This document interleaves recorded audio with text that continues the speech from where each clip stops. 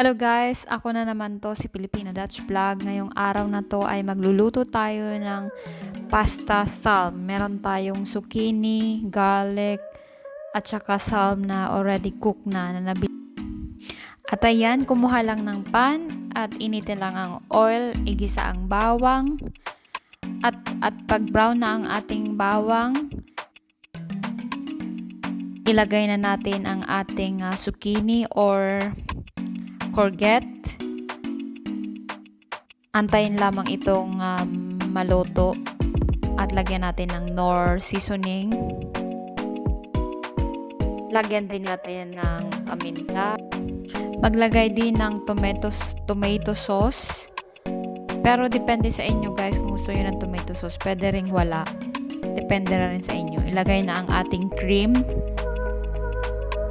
Ayan, at haluin lang natin ng mabuti. After nating mahalo ng mabuti, lagyan na natin ng kalahating Knorr cubes, chicken cubes, or pork cubes, basta pang palasa. Ilagay na natin yung lutong salmon na ginitay-gitay na or hiniwa-hiwalay na. Tapos mag-ano na rin tayo ng pasta ayon sa package nito. Tapos ayan, ready na ang ating pasta salm. Pwede nyo itong subukan sa inyong bahay. Napakadali lamang. At enjoy! At kung hindi pa kayo nakapag-subscribe sa aking channel, please don't forget to subscribe. At like and share. Thank you and bye-bye. Enjoy your pasta.